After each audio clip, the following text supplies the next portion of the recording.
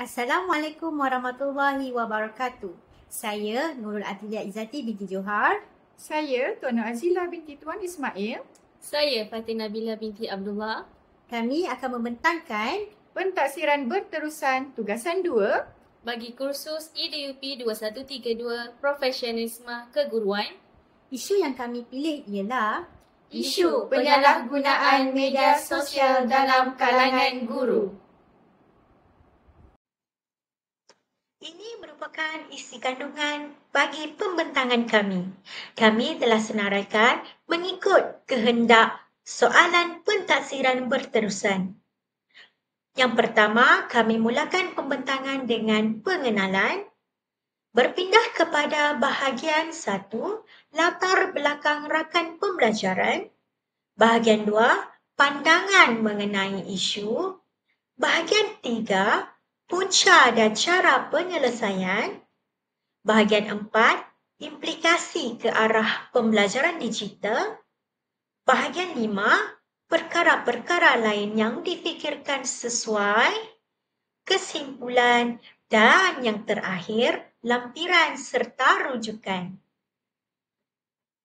Sebagai pengenalan, media sosial memainkan peranan penting dalam kehidupan seharian, termasuklah dalam bidang pendidikan.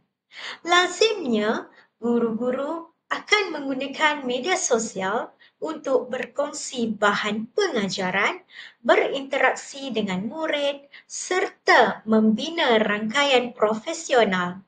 Namun, penggunaan yang tidak beretika boleh menjejaskan kredibiliti seorang pendidik serta memberi kesan negatif kepada murid dan masyarakat. Berikut merupakan paparan artikel dan laporan berita berkenaan isu penyalahgunaan media sosial dalam kalangan guru di sekolah. Seperti yang kita dapat lihat, terdapat pelbagai kes. Antaranya, guru berkongsi kandungan media yang tidak sesuai, mengeluarkan kenyataan berbaur kontroversi atau melanggar etika profesional di platform media sosial. Situasi ini bukan sahaja mencetuskan pandangan negatif terhadap profesion perguruan, tetapi juga boleh menjejaskan hubungan antara guru, murid, ibu bapa dan pihak sekolah.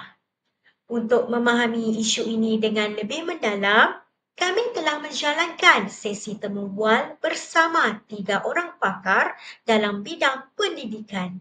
Mari kita lihat dan dengarkan hasil dapatan dan analisis daripada pandangan-pandangan yang telah kami kumpulkan.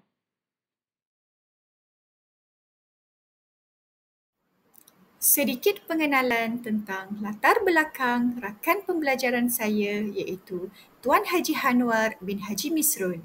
Beliau merupakan seorang pendidik yang berpengalaman yang kini berkhidmat sebagai guru besar di Sekolah Kebangsaan Taman Keluang Barat, Keluang. Beliau telah berkecimpung dalam dunia pendidikan selama 29 tahun. Sedikit latar belakang tentang rakan pembelajaran saya iaitu Encik Saiful Amin bin Muhammad Sopa. Beliau merupakan GPK petang di SK Taman Kota Kulai, Johor. Beliau berumur 39 tahun dan telah berkhidmat dalam bidang pendidikan selama 15 tahun.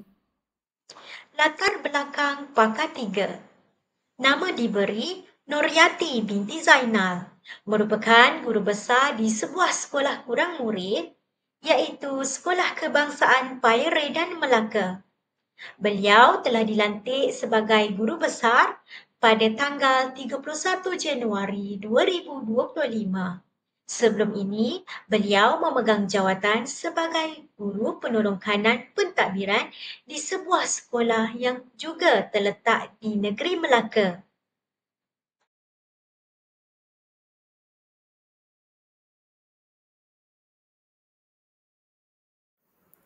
Menurut pandangan pakar, isu penyalahgunaan media sosial dalam kalangan guru sebagai satu perkara yang perlu diberi perhatian serius.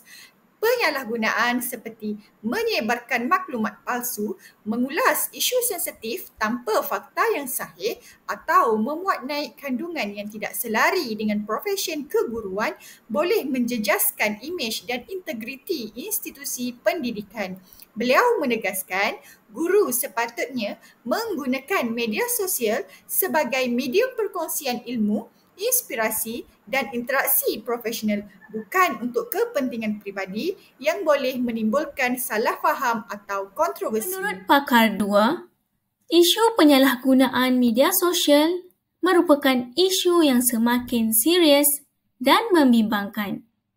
Media sosial disalahgunakan bukan sekadar untuk maklumat tetapi lebih kepada hiburan dan ekspresi diri.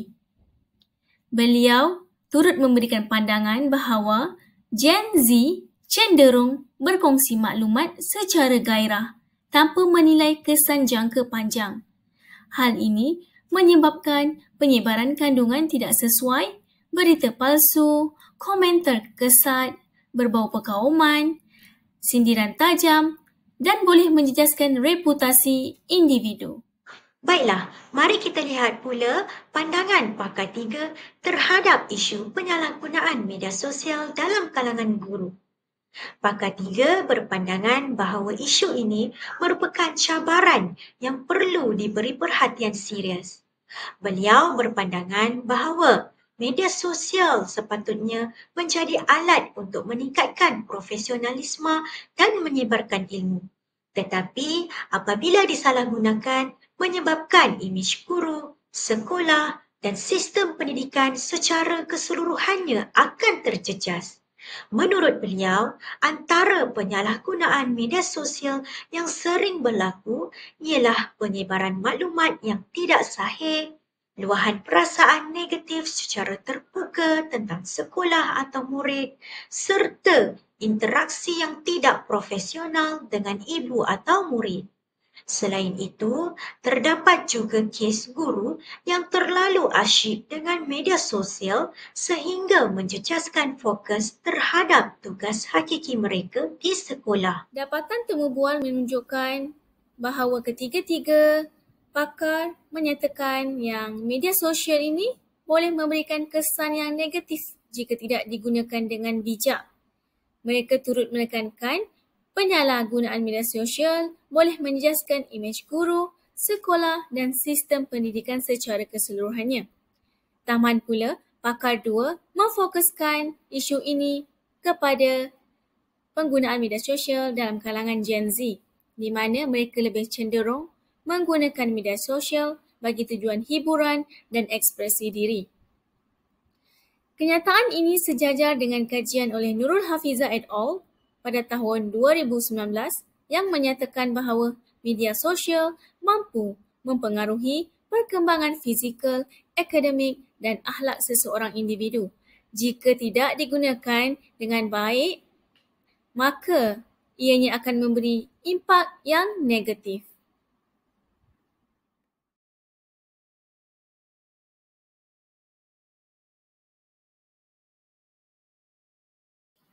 Pada pandangan pakar 1, punca utama guru terlibat dalam penyalahgunaan media sosial adalah kurangnya kesedaran tentang etika digital dan batas profesionalisme sebagai seorang pendidik. Tambah beliau, dalam era digital yang serba pantas ini, ramai guru menggunakan media sosial tanpa menyedari bahawa setiap perkongsian atau komen mereka boleh dinilai oleh masyarakat umum termasuk murid dan ibu bapa. Apabila tiada garis panduan yang jelas atau kefahaman yang mendalam tentang apa yang boleh dan tidak boleh dikongsi, guru mudah terjebak dalam tindakan yang dianggap tidak sesuai atau menjejaskan imej profesen. Selain itu, pakar 1 menyatakan bahawa faktor tekanan kerja dan emosi turut menyumbang kepada penyalahgunaan media sosial, di mana ada dalam kalangan guru yang menjadikan media sosial sebagai tempat meluah rasa tanpa menyedari kesannya terhadap reputasi diri dan sekolah. Menurut pakar 2, Punca utama guru terlibat dengan penyalahgunaan media sosial ialah kurangnya penghayatan dasar kerajaan. Sebagai penjawat awam, guru seharusnya memahami dan menghayati dasar-dasar kerajaan yang berkaitan dengan etika komunikasi serta penggunaan media sosial. Apabila kurangnya penghayatan terhadap dasar ini, pelbagai masalah akan timbul, seperti guru tidak peka terhadap garis panduan komunikasi rasmi dan guru juga tidak mengambil berat dan memahami batasan yang perlu dipatuhi dalam menyuarakan pendapat di media sosial. Dan terdapat segelintir guru yang menyebarkan berita palsu atau komen negatif mengenai polisi pendidikan tanpa menyemak kesahihannya. Perlu diingat bahawa jika dasar kerajaan dihayati dengan lebih mendalam, guru dapat memahami bahawa media sosial bukanlah tempat yang sesuai untuk meluahkan perasaan secara terbuka sehingga boleh menjejaskan imej profesion perguruan. Bagaimana pula dengan pandangan pakar 3 tentang punca utama yang menyebabkan guru terlibat dalam penyalahgunaan media sosial? Menurut pakar 3, antara punca utamanya ialah kurang kesedaran tentang etika penggunaan media sosial. Menurut beliau, ramai guru mungkin tidak menyedari betapa pentingnya untuk menjaga etika profesional dalam penggunaan media sosial. Mereka mungkin tidak memahami bahawa segala tindakan mereka, khususnya aktiviti-aktiviti dalam media sosial, boleh memberi impak yang besar kepada imej peribadi dan profesional mereka. Punca yang kedua ialah tekanan dari segi emosi.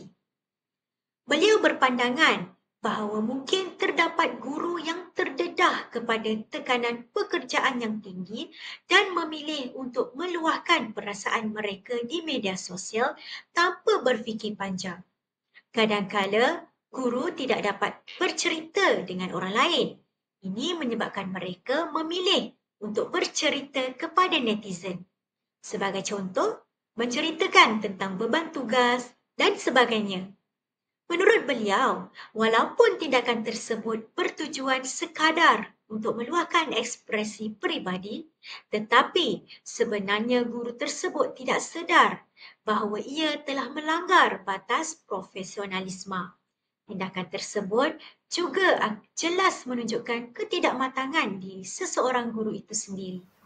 Berdasarkan analisis dapatan ini, memperlihatkan bahawa pakar 1 dan pakar 3 bersependapat bahawa kurangnya kesedaran tentang etika digital dan profesionalisme menyebabkan guru mudah terjebak dalam penyalahgunaan media sosial. Hal ini demikian kerana ramai guru tidak memahami batasan antara kandungan peribadi dan juga profesional, sekaligus berisiko berkongsi perkara yang boleh menjejaskan imej mereka sebagai pendidik. Hal ini sejajar dengan dasar pendidikan digital yang menekankan kepentingan membina kesedaran literasi digital dalam kalangan pendidik untuk memastikan penggunaan teknologi secara bertanggungjawab. Selain itu, Kod Etika Perguruan juga menetapkan garis panduan yang jelas mengenai tata kelakuan guru termasuk aspek penggunaan media sosial secara profesional. Selain itu, pakar 1 dan pakar 3 juga bersetuju bahawa tekanan kerja yang tinggi serta faktor emosi menjadi pendorong utama guru meluahkan perasaan di media sosial tanpa kawalan. Hal ini boleh mengakibatkan guru tersebut terjebak dalam perbincangan yang tidak profesional, termasuklah mengkritik organisasi atau rakan sekerja secara terbuka. Manakala, Sebaliknya dengan pakar 2 yang berpendapat bahawa sebilangan guru kurang menghayati dasar kerajaan dan aku janji perkhidmatan awam yang menyebabkan mereka kurang berhati-hati dalam menggunakan media sosial. Situasi ini mengakibatkan guru melanggar etika perguruan tanpa disedari, khususnya apabila mereka berkongsi maklumat yang tidak sesuai berkaitan institusi sekolah atau dasar pendidikan sekaligus menjejaskan profesionalisme dan integriti profesen keguruan.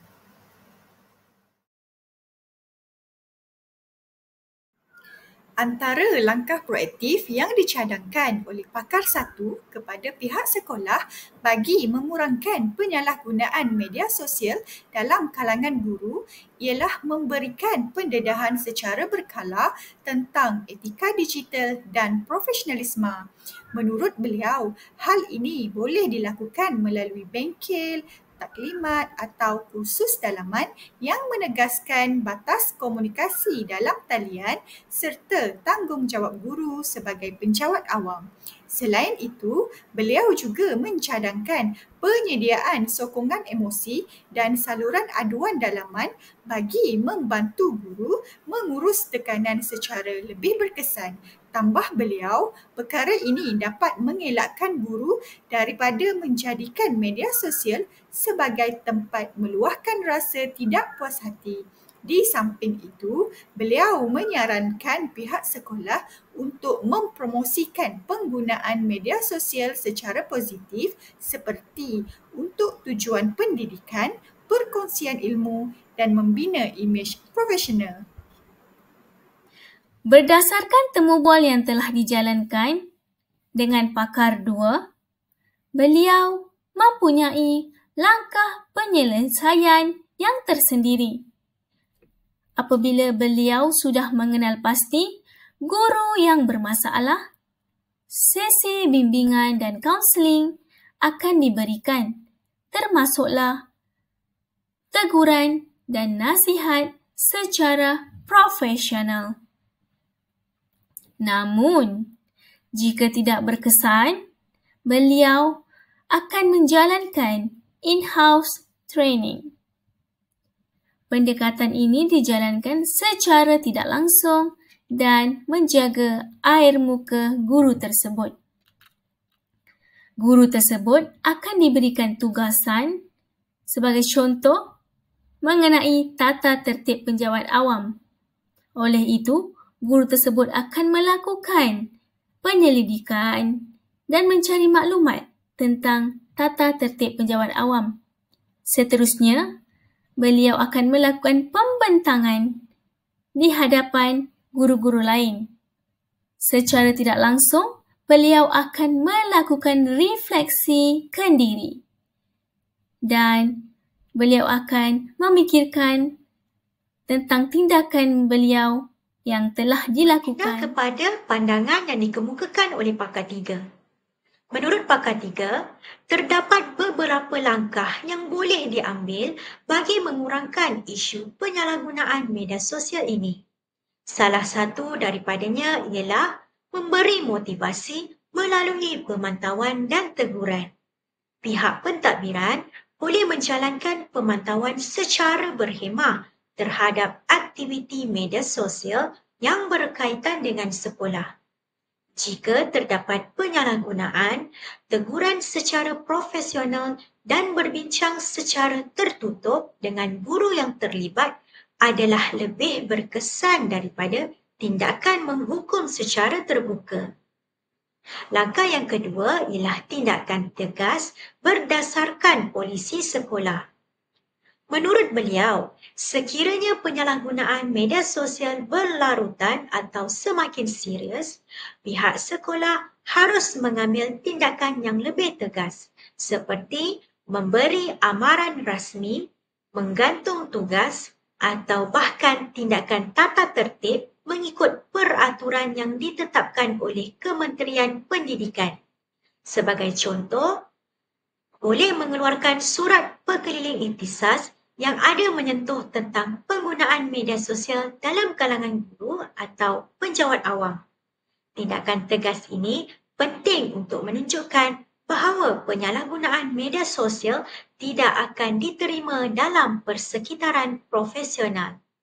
Hasil penganalisisan maklumat bagi Jabatan 3, kami mendapati bahawa ketiga-tiga pakar bersetuju bahawa antara langkah yang boleh diambil ialah melalui pemantauan dan bimbingan kepada guru-guru yang terlibat dengan isu penyalahgunaan media sosial. Manakala hanya 2 orang pakar yang berpendapat bahawa tindakan tegas berdasarkan polisi sekolah perlu diambil sekiranya penyalahgunaan media sosial ini berlarutan atau menjadi semakin serius. Hal ini disokong oleh Muhammad Adil Fikri 2023 yang mengatakan bahawa antara perundangan yang sering diguna pakai bagi kesalahan-kesalahan berkaitan media ialah termasuk Akta Komunikasi dan Multimedia 1988, Akta Tanda Tangan Digital 1997, Akta Jenayah Komputer 1997, Akta Teleperubatan 1997, Akta Perdagangan Elektronik 2006, Akta Aktiviti Kerajaan Elektronik 2007, Akta Perlindungan Data Peribadi 2010, Akta Hak Cipta 1987, Pindaan 2012 dan Akta Hasutan 1948. Akta-akta ini dilihat dapat diaplikasi sekiranya terdapat sebarang bentuk penyalahgunaan media sosial.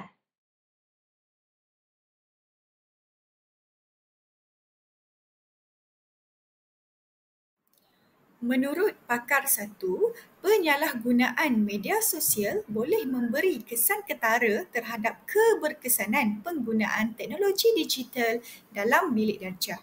Beliau menjelaskan bahawa apabila guru menyalahgunakan media sosial, contohnya dengan berkongsi kandungan yang tidak sesuai atau berinteraksi secara tidak profesional dalam talian, ia boleh menjejaskan kepercayaan murid dan ibu bapa terhadap guru tersebut.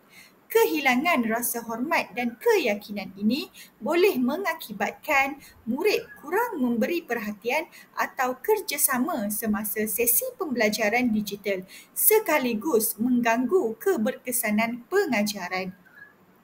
Selain itu, beliau menegaskan bahawa guru yang terlalu asyik dengan media sosial mungkin kurang fokus dalam merancang serta melaksanakan pengajaran berasaskan teknologi secara berkesan.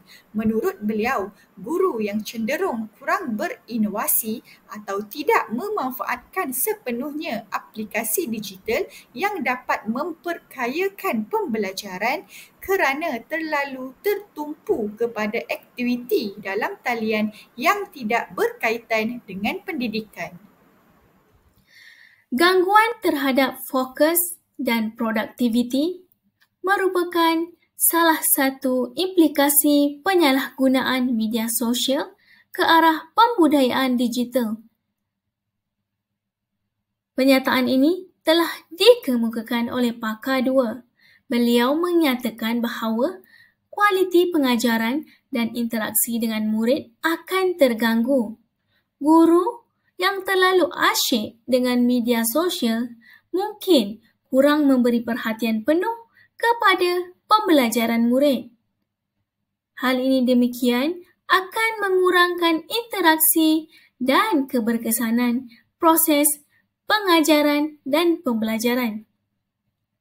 Implikasi yang kedua, risiko ketirisan maklumat pribadi dan etika profesional. Menurut beliau, penyalahgunaan media sosial boleh membawa kepada pendedahan maklumat pribadi murid, guru atau sekolah tanpa kawalan. Hal ini akan menjejaskan keselamatan data. Guru yang tidak berwaspada mungkin berkongsi gambar atau video sesi pembelajaran tanpa izin. dan melanggar hak privasi murid dan ibu bapa. Saya akan kongsikan pandangan yang dikemukakan oleh pakar 3 tentang penyalahgunaan media sosial yang sememangnya boleh mengurangkan keberkesanan penggunaan teknologi digital dalam bilik darjah apabila berlakunya gangguan dalam pengajaran dan pembelajaran. Menurut beliau, jika seseorang guru itu menggunakan media sosial semasa sesi pengajaran untuk tujuan-tujuan yang tidak berkaitan dengan pembelajaran, ia boleh menjejaskan kelancaran pengajaran dan mengurangkan tumpuan murid. Sebagai contoh, sekiranya seseorang guru itu terlalu sibuk mengemaskini status atau membaca komen di media sosial, mereka mungkin kurang responsif terhadap keperluan murid di dalam bilik darjah. Yang kedua, akan menyebabkan murid meniru tingkah laku negatif. Menurut beliau, guru adalah model kepada murid.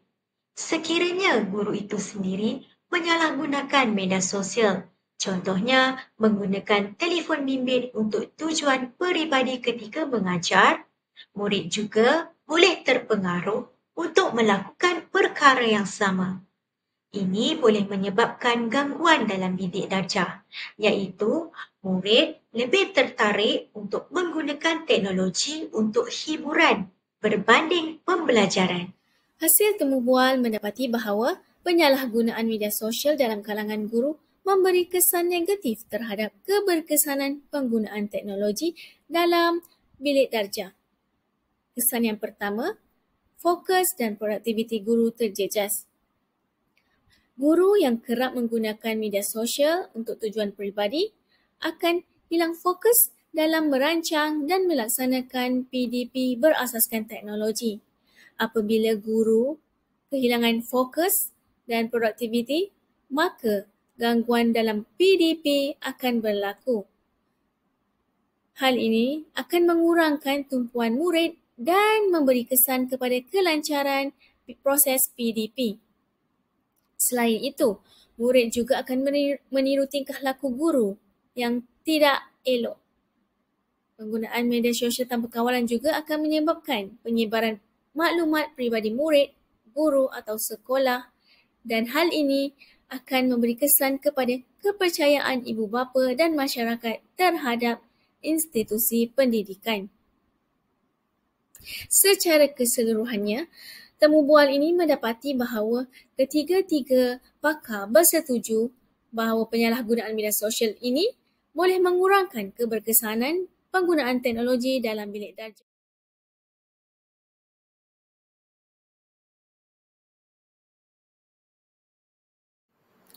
Berdasarkan pandangan pakar 1, antara cabaran terbesar dalam memastikan media sosial digunakan secara beretika bagi menyokong pembelajaran digital ialah kekurangan kesedaran dan kawalan kendiri dalam kalangan pengguna, terutamanya guru. Menurut beliau, dalam dunia digital yang serba pantas ini, batas antara kandungan peribadi dan profesional sering kali kabur menyebabkan sesetengah guru berkongsi maklumat atau berinteraksi dengan cara yang tidak sesuai, sama ada secara tidak sedar atau kerana pengaruh persekitaran. Selain itu, beliau menekankan bahawa ketiadaan garis panduan yang jelas serta penguatkuasaan yang tidak konsisten turut menjadi cabaran. Menurut beliau, keadaan ini menyebabkan warga sekolah mungkin tidak mengetahui apakah yang dianggap sebagai pelanggaran etika digital. Tambah beliau, tekanan sosial dan budaya viral mendorong sesetengah guru untuk mengejar perhatian dan pengaruh, kadangkala tanpa mempertimbangkan kesan terhadap imej diri atau institusi pendidikan. Pakar 1 juga menerangkan Jurang literasi digital merupakan salah satu cabaran terbesar dalam memastikan media sosial digunakan secara beretika bagi menyokong pembelajaran digital di mana tidak semua guru memiliki kemahiran untuk menilai kesahihan maklumat, mengenal pasti kandungan berunsur negatif atau menggunakan media sosial secara bijak bagi tujuan pendidikan. Terdapat beberapa cabaran yang telah dikemukakan oleh pakar dua.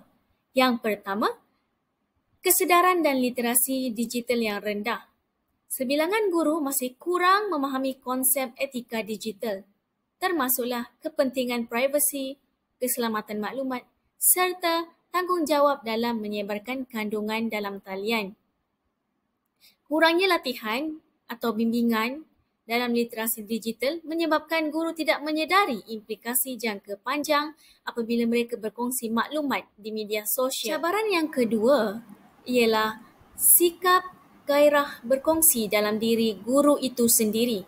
Sesetengah guru cenderung berkongsi kandungan secara spontan tanpa mempertimbangkan kesahihan maklumat atau kesannya kepada pihak lain.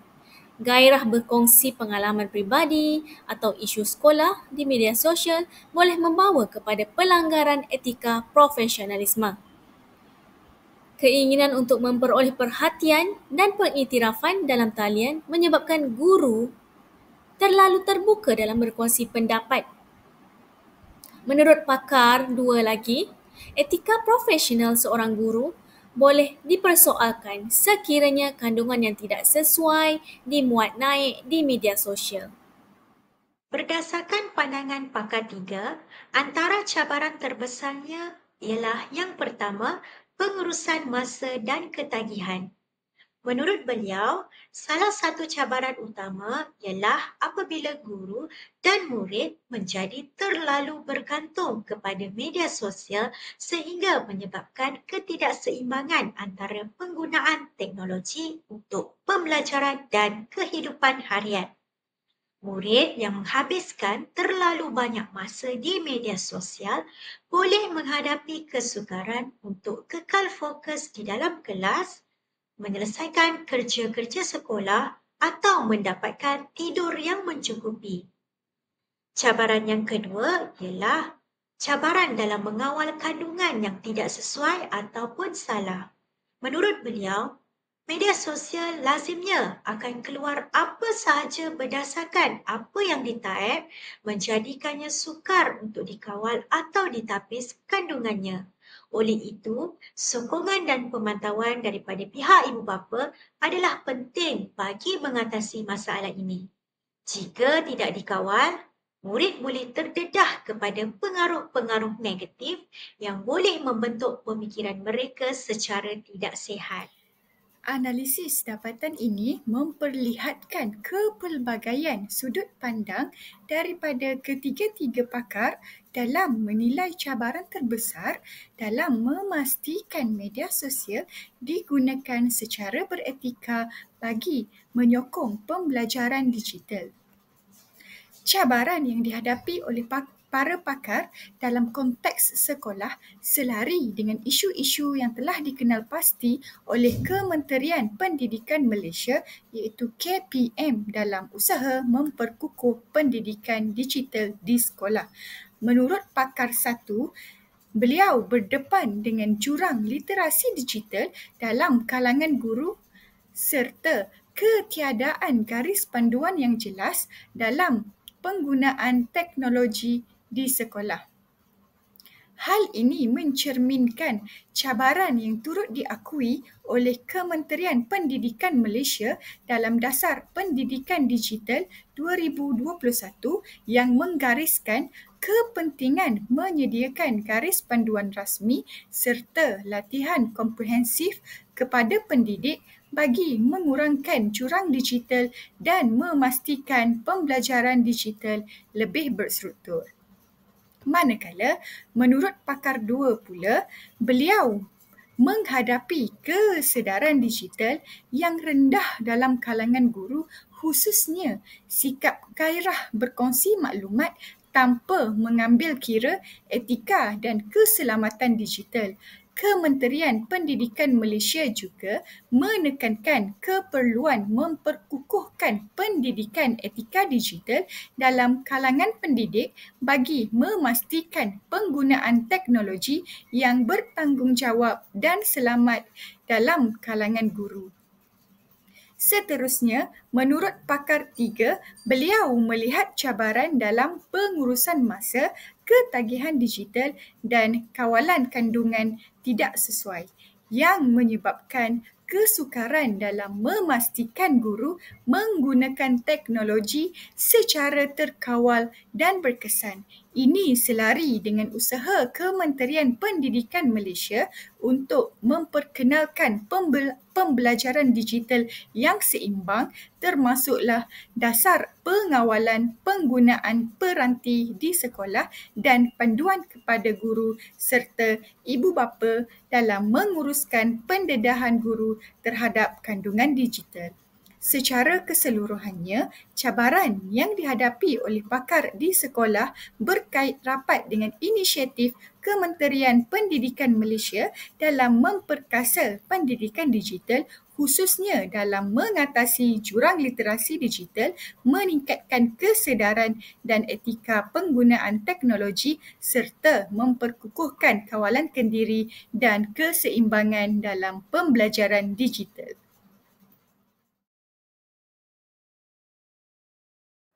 Baiklah, mari kita mendengar bingkisan nasihat dan harapan daripada pakar 1 iaitu Tuan Haji Anwar bin Haji Misrun kepada guru-guru dalam memastikan penggunaan media sosial mereka tidak menjejaskan imej profesional sebagai pendidik. Nasihat saya kepada guru-guru, sentiasalah menyedari peranan dan tanggungjawab kita sebagai pendidik. Bukan saja di dalam bilik darjah, tetapi juga di ruang maya lah. Media sosial merupakan platform yang luas dan terbuka. Setiap perkongsian kita boleh dilihat, dinilai, bahkan dikongsi semula oleh sesiapa sahaja. Oleh itu, fikir dulu sebelum memuat naik sebarang kandungan. Pastikan ia tidak bercanggah dengan etika perguruan, tidak menyentuh sensitiviti mana-mana pihak dan tidak menjejaskan imej sekolah atau profesion guru secara keseluruhan. Selain itu, gunakan media sosial sebagai wadah untuk menyebarkan ilmu, berkongsi inspirasi dan membina jaringan profesional. Elakkan menjadikan media sosial sebagai tempat untuk meluahkan perkara-perkara negatif atau peribadi yang boleh disalah tafsir. Jagalah batas pergaulan, terutama dalam berinteraksi dengan murid atau ibu bapa, dan kekalkan maruah serta integriti diri sebagai seorang pendidik. Harapan saya ialah agar semua guru dapat menjadi contoh yang baik, bukan saja kepada murid tetapi juga kepada masyarakat. Sekiranya kita mampu menggunakan media sosial secara bijak, beretika dan bertanggungjawab, saya percaya ia boleh menjadi alat yang sangat berkesan untuk memperkasa profesion perguruan dan menyokong perkembangan pendidikan di era digital ini. Mari kita hayati pesanan dan aspirasi dari pakar 2. Mau balik kenapa dan peranan apa kita sebagai seorang pendidik. Jadi saya harap cikgu-cikgu yang terlibat ni lah yang terlibat lah kan, supaya ingat balik apa yang perlu ni. Kalau rasa macam memang macam perlukan content creator, boleh, tak ada masalah, tapi buat di luar waktu bekerja, tak ada masalah pun kita nak guna media sosial dan sebagainya kan. Tapi itulah, bila kita bawa nama cikgu ni di luar waktu kerja pun tetap balik juga. Sebab semua orang pandang as a cikgu, takkan cikgu buat macam ni, takkan cikgu buat macam ni kan. Jadi benda-benda yang macam tu lah yang kita akan rasa macam okey, sebab kita pun tak sedap. Ni dah cikgu zaman sekarang, kita cakap. Bila cikgu zaman sekarang tu, bila cerita pasal cikgu yang baru posting, tiba-tiba bila cakap cikgu, ni dah cikgu zaman sekarang, saya pun terasa juga, betul tak? Cikgu nak pencin pun akan terasa juga. Sedangkan benda ni berlaku dekat semua penjawat awam. Itu bukan sekadar cikgu saja, semua penjawat awam. Jadinya mungkinlah kalau rasa macam keperluan dia untuk ni, saya rasa better untuk keluar daripada perkhidmatan. Itu nasihat keras Mari juga kita lah. sama-sama mendengarkan bingkisan nasihat dan harapan oleh pakar 3 iaitu Puan Noryati binti Zainal. Okay. Sepatutnya saya nasihatkanlah untuk diri saya dan untuk orang lain juga, terutamanya yang berada di dalam bidang perguruan ini. Satu, berkongsi kandungan yang positif dan bermakna sahaja. Positif dan bermakna. Yang kedua, sebelum memuat naik suatu maklumat ataupun info, fikir dulu sebelum siarkan. Sebelum klik submit tu, fikir dulu. Sesuai tak sesuai. Kemudian, kita ni macam, guru ni macam contoh kan, suri teladan. Jangan lupa hormati privasi anak-anak murid kita. Hormati privasi kawan-kawan kita. Sebab saya pernah dengar dulu masa dekat sekolah lama, ada kawan-kawan cakap, apalah kau muat naik gambar aku sedang tertongging, dia kata.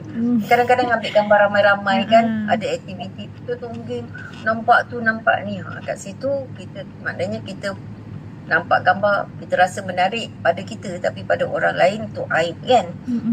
Kan? Bagi guru, elakkan daripada terlibat dalam perbincangan yang negatif, isu-isu yang negatif. Okay, sebenarnya KPM ni dia ada cyber trooper tau, yang akan memantau pandangan-pandangan yang ada dalam Guru Malaysia, Facebook Guru Malaysia. Dia tengok contohnya nama Noryati. Noryati ni sekolah mana, dia akan cek. Noryati ni sekolah mana. Sedangkan bukan kata bagi pandangan, tekan like pun mereka boleh tahu. Kan? Kemudian saya juga nasihatkan, gunakanlah media sosial ni sebagai alat pembelajaran, untuk memudahkan lagi pembelajaran, untuk menarik minat murid. Dan pada yang terakhir, saya minta, sebagai seorang, saya pun adalah TikToker juga. TikToker, Facebook kan. Sentiasalah memberi teladan yang baik. Jangan keluarkan isu-isu yang negatif. Itulah daripada saya. Kesimpulannya, dalam dunia pendidikan digital yang semakin berkembang ini, penghayatan jiwa guru dalam pendidikan digital sebagai pendidik ke arah memacu perspektif pembelajaran inovatif murid perlu diterapkan dalam setiap aspek profesionalisme keguruan. Penggunaan media sosial bukan sekadar platform komunikasi, tetapi juga mencerminkan integriti dan tanggungjawab seorang pendidik dalam membimbing generasi yang celik digital. Sebagai pemacu pembelajaran inovatif, guru perlu mengadaptasi teknologi secara beretika dan bermakna bagi memastikan pengalaman pembelajaran murid lebih dinamik serta selari dengan keperluan pendidikan abad ke-21. Oleh itu, pengukuhan nilai profesionalisme dan kesedaran terhadap impak digital perlu diberi perhatian agar pendidikan digital dapat terus berkembang dengan berkualiti dan berintegriti. Berikut merupakan senarai lampiran sebagai bukti sesi temu bual yang dijalankan bersama ketiga-tiga pakar.